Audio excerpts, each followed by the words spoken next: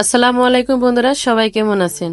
আমি বন্যাস কিচেন ওয়াল থেকে আরেকটা নতুন রেসিপি নিয়ে চলে আসলাম আপনাদের মাঝে। আজকের রেসিপি হলো ডিমের কুরমা। আমি ডিমের কুরমা কীভাবে তৈরি করব সেটার উপকরণ দেখিয়ে দেবো। এখানে আমি সিদ্ধ করা ডিম নিয়েছি 5টি। এখানে নিয়েছি আমি পেঁয়াজ বাটা,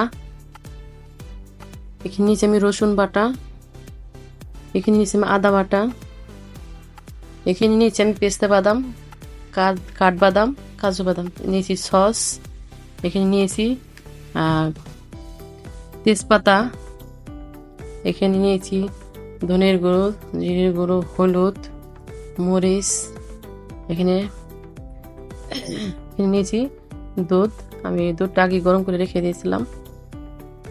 চলে যাব এখন রান্না। আমি তেল দিয়ে দেব, সাদা তেল। এখন আমি ডিমটা ফ্রাই করে নেব।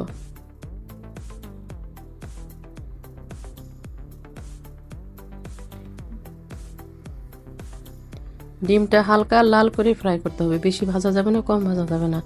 হালকা সুন্দর করে বাদামি কালার করে ভাজলে কালারটা খুব সুন্দর আসবে। এখানে হলুদ ছাড়াই আমার ডিমটা ফ্রাই করতে হবে।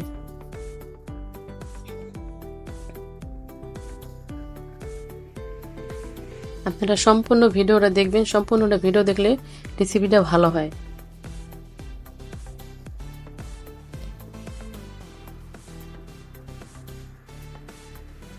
আমার ডিমটা প্রায় ফ্রাই হয়ে গেছে, উঠিয়ে নিব।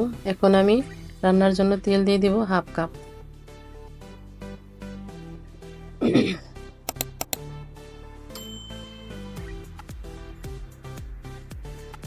তিনটা এলাচ দিয়ে দিব,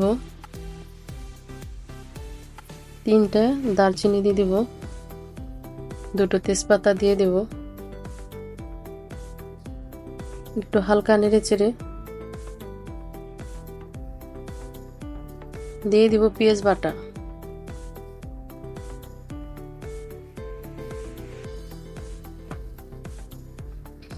পেঁয়াজটা হালকা একটু ভেজে নিয়ে দিয়ে দেব আমি আদা বাটা,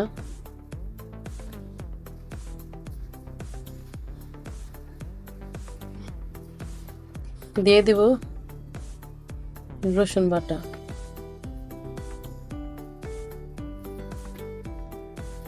এটাকে নেড়ে চেড়ে সুন্দর করে একটু ফ্রাই করে নিব। আর মশলাটা যদি একটু কম ভাজা হয় তাহলে গন্ধ একটু কাঁচা মশলা গন্ধ করবে, তাই একটু ভালো করে ভেজে নিব। দিয়ে দেব আমি সস।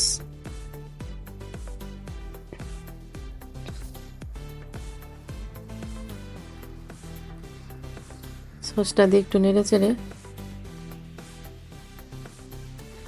দিয়ে দেবো হালকা একটু পানি, যাতে মশলাটা পুড়ে না যায়। একটু পানি না দিলে মশলাটা পুড়ে গেলে এখান থেকে ফ্লেভারটা ভালো আসবে না। এখন দিয়ে দেবো আমি সামান্য একটু হলুদ গুঁড়ো, বেশি না, সামান্য একটু হলুদ গুঁড়ো, হালকা কালারটা সে একটু লাল মরিচের গুঁড়ো, একটু ধনিয়া গুঁড়ো, একটু জিরা গুঁড়ো, দেব লবণ।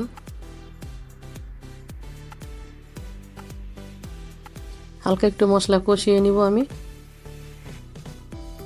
মশলা একটু ভালো মতন কষিয়ে নিলে কি ভালো। এখান দিয়ে দেবো আমি বাদাম, কাজু বাদাম, কাঠবাদাম, পেস্তা বাদাম, 3 পদের বাদাম আমি একসাথে ব্লেন্ড করে নিয়েছি।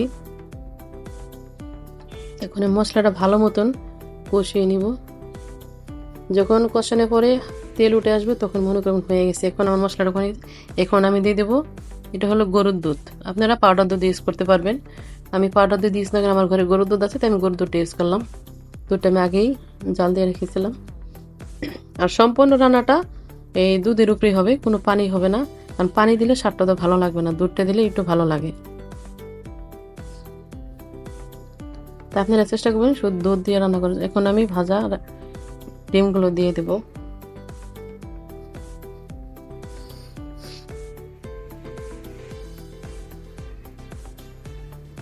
নাড়াচাড়া দিয়ে কিছুক্ষণ আমি এটাকে রান্না করে নিব। আস্তে আস্তে কালারটা চলে আসবে, খুব সুন্দর কালার চলে আসছে। এখন দিয়ে দেবো 4-5টা কাঁচামরিচ। কাঁচামরিচটা লাস্টে দিলে খুবই একটা ফ্লেভার আছে, কাঁচা কাঁচা একটা ফ্লেভার আসে।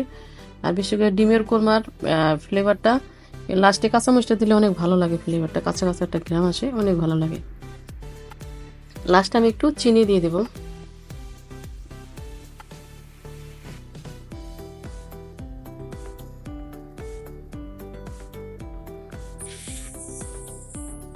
এখন দিয়ে দিব 1 চামচ ঘি। নামানোর আগে ঘিটা দিলে খুব ভালো লাগে, ফ্লেভারটা খুব ভালো আসে। কালারটা খুবই সুন্দর আসছে।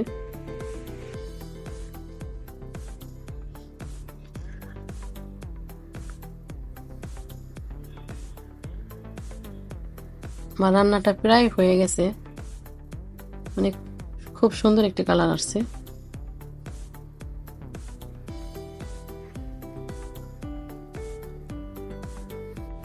আমার রান্নাটা এখন শেষ হয়ে গেছে, পেঁয়াজের বেরেস্তা দিয়ে নিব। এরকম সুন্দর সুন্দর রেসিপি পেতে হলে আমার চ্যানেলটাকে সাবস্ক্রাইব করে পাশে থাকুন। অবশ্যই সুন্দর সুন্দর রেসিপি পেয়ে যাবেন। সবাই ভালো থাকবেন। আল্লাহ হাফেজ।